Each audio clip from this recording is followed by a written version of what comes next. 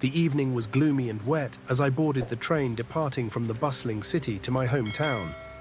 I was exhausted after a grueling workday and welcomed the prospect of a peaceful journey home. The train, though old and somewhat dilapidated, seemed to be in working order. The carriages creaked with every movement, and the wooden seats felt like they belonged to another era. I found my seat by the window, settled in with a sigh of relief, and opened my book, hoping to lose myself in its pages. The carriage was filled with a variety of passengers, a woman with 2 young children who were eagerly looking out the window, a distinguished elderly man engrossed in his newspaper, and a couple of university students animatedly discussing their latest assignments and projects. The atmosphere was one of everyday normalcy, and I felt a sense of comfort in the familiar routine. I barely noticed the time passing as I became engrossed in my book. However, as the train journey continued, I began to notice something unusual. The number of passengers started to dwindle. At first, I thought it was just a coincidence or that people were getting off at their designated stops. But soon, the carriage was becoming emptier and emptier, and the once lively environment turned eerily quiet. The sky outside had turned an oppressive shade of grey, and the rain pounded relentlessly against the windows, amplifying the growing sense of unease. The carriage that had been filled with chatter and movement now felt eerily still. The few remaining passengers seemed oddly subdued. The once warm and comforting atmosphere had turned cold and unsettling. I noticed that the overhead lights began to flicker intermittently, casting erratic shadows on the walls. The temperature inside the carriage dropped sharply, and a chilling draft swept through the compartment, making me shiver despite my warm clothing. The clock on the wall, an old-fashioned analog model, seemed to be stuck. It displayed the same time for what felt like an eternity, and no matter how many times I checked, the hands remained frozen in place. As my anxiety grew, I decided to find the conductor to get an explanation for these peculiar occurrences. I walked down the narrow aisle, peering into each compartment, but the conductor was nowhere to be found. The other carriages were just as empty, and a sense of foreboding settled over me. The doors to the carriage were locked tight, and despite my efforts to open them, they remained firmly shut. My phone, which usually had good reception, was devoid of signal, leaving me cut off from the outside world. The once familiar and comforting sounds of the train became distorted into unnerving creaks and metallic clanks. These noises echoed through the empty carriages, growing louder and more menacing with each passing moment. The discomfort in the carriage was palpable. I could feel my heart pounding in my chest as the train seemed to lurch and shudder more violently than usual. The sense of isolation and the inexplicable occurrences made my mind race with dark thoughts and fears.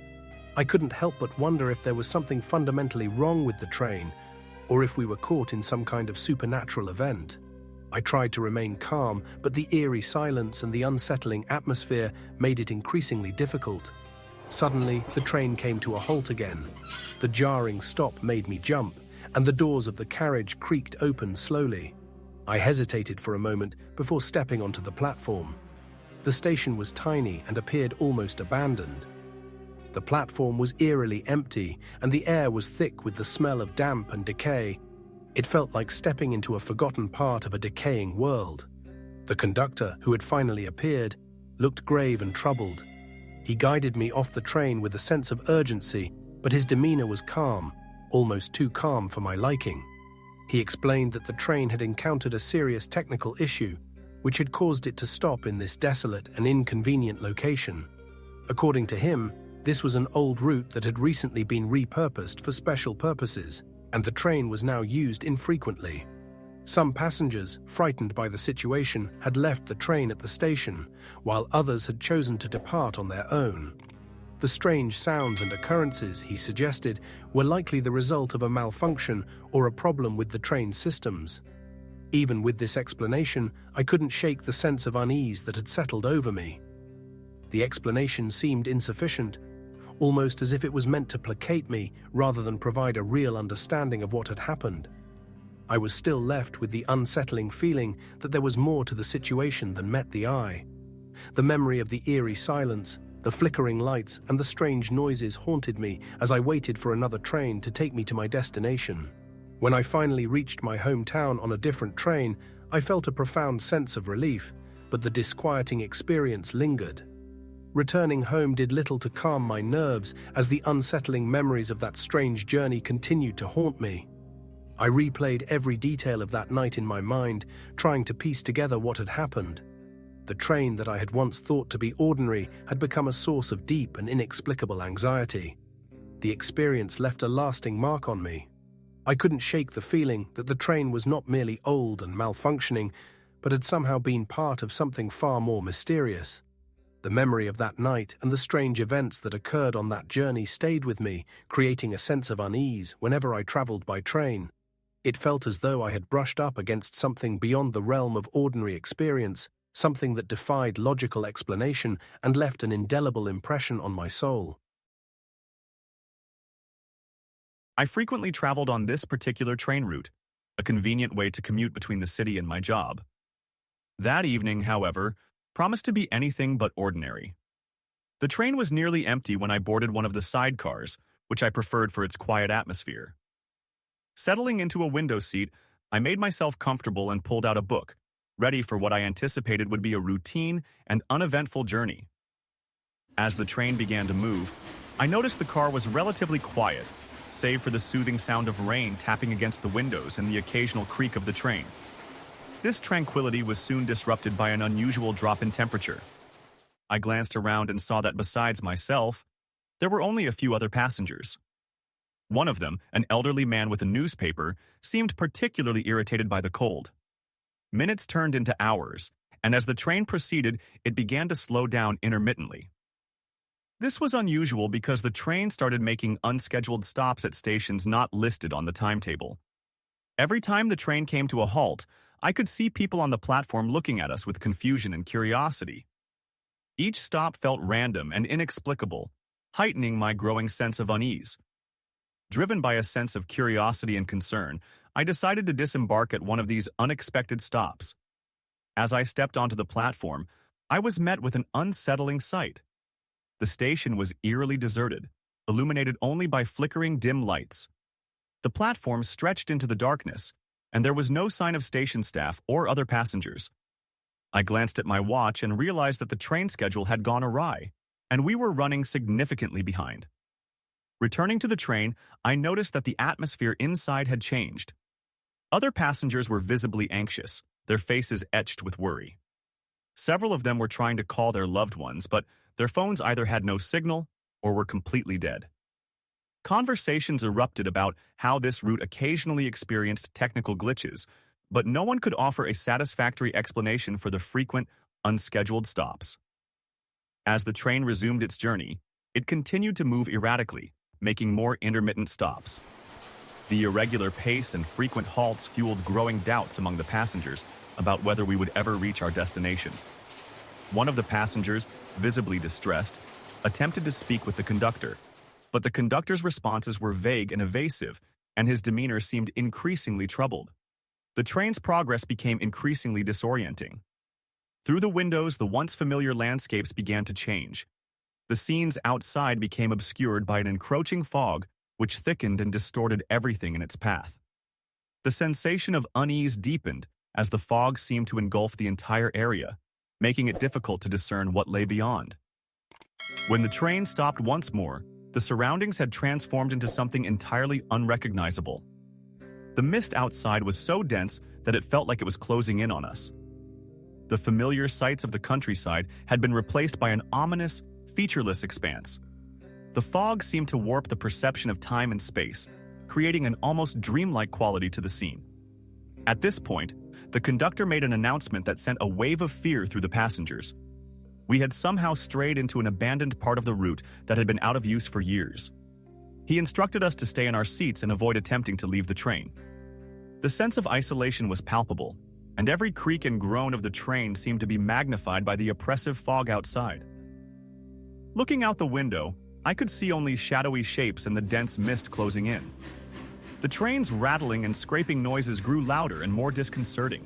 It felt as though the train was trapped in a liminal space where reality and illusion began to blur. The passengers' anxiety was evident, and the atmosphere became increasingly charged with tension. As the journey continued, I noticed even more unsettling occurrences. Some passengers had vanished without a trace, while others exhibited erratic and bizarre behavior. The elderly man with the newspaper began muttering incoherent phrases and gesturing toward dark corners of the car as if something sinister was lurking just out of sight. His behavior only added to the growing sense of dread among the remaining passengers. When the train finally stopped again, I stepped off onto the platform, only to find it completely deserted. The station was a ghostly, dilapidated structure, with shattered windows and boarded-up doors. The fog had thickened, obscuring any recognizable landmarks and casting an eerie pall over the surroundings. The oppressive silence and the feeling of being watched were overwhelming. I wandered through the desolate station, my footsteps echoing in the emptiness. The station appeared to be frozen in time, disconnected from the world I knew. The fog seemed to distort reality, making every sound and movement feel surreal and menacing. I felt an acute sense of being trapped in a place that defied the normal rules of existence. When I finally returned to the train, I found it had resumed its normal route. The familiar sights and sounds of the journey were strangely comforting, yet the events of the night had left a deep impression. The eerie experiences and the abandoned station lingered in my mind, making me question the thin boundary between reality and the unknown. Back home, I searched for information about the route and its history, but I found no explanations for the bizarre events I had experienced. The mystery of that night continued to haunt me, as I became increasingly obsessed with the unsettling memories of the abandoned station and the inexplicable occurrences. Each time I saw a train, I was reminded of that strange journey, plagued by the fear that sometimes reality itself could become a fragile and elusive concept. Taking the train was always my preferred way to decompress after a long and stressful workday. On this particular evening, I was hunched over my laptop, working diligently to complete some pressing tasks before heading home. It was late, and the train was nearly empty, as it often was at this hour. I settled into a seat by the window, set my laptop on the tray table, and began typing away, expecting a routine and uneventful journey. At first, everything seemed to be proceeding as expected. The rhythmic clacking of the train on the tracks and the gentle sway of the carriage created a soothing background as I focused on my work. The carriage was silent except for the occasional hum of the train and the soft clicking of my keyboard.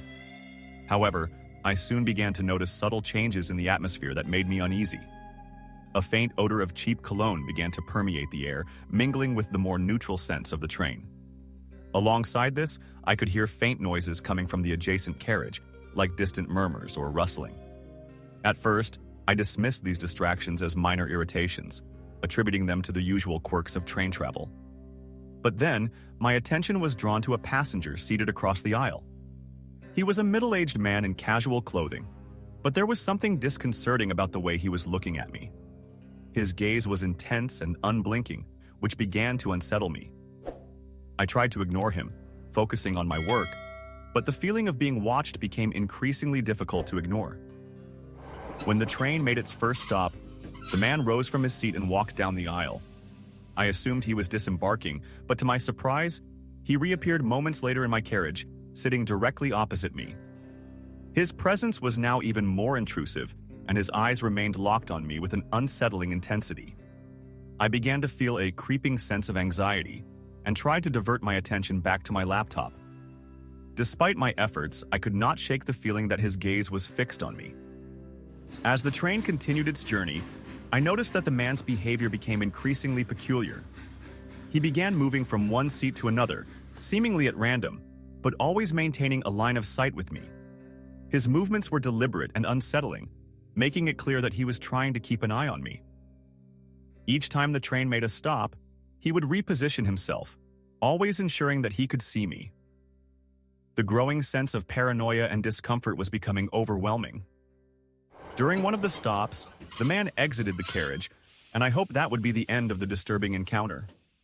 However, when the train resumed its journey, he returned, this time accompanied by another individual dressed in a dark suit. The new arrival was similarly dressed in a dark suit and hat that obscured his face. The two men now moved together through the carriage, their synchronized movements adding to the sense of foreboding. The two men began to move through the carriage with a deliberate and calculated manner.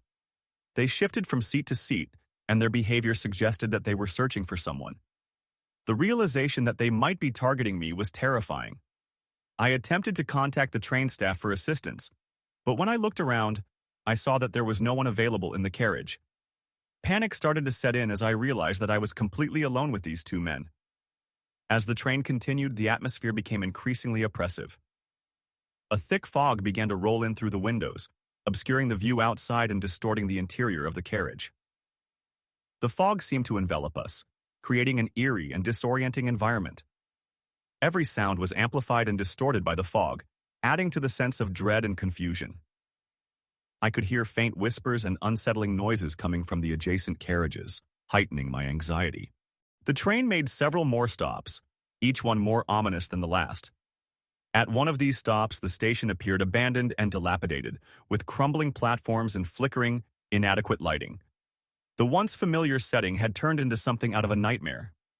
The strange passengers had vanished, leaving only a few frightened individuals on the platform. The sight of the desolate station and the absence of the men was both a relief and a cause for greater unease. As the train continued its journey through the fog, I felt as though we were trapped in a surreal and nightmarish version of reality. The sense of being pursued and the oppressive atmosphere of the carriage created a feeling of helplessness and fear. The combination of the fog, the strange passengers, and the eerie environment made every moment feel like a horror film come to life. Eventually, the train reached another station, and I was desperate to leave the nightmarish experience behind.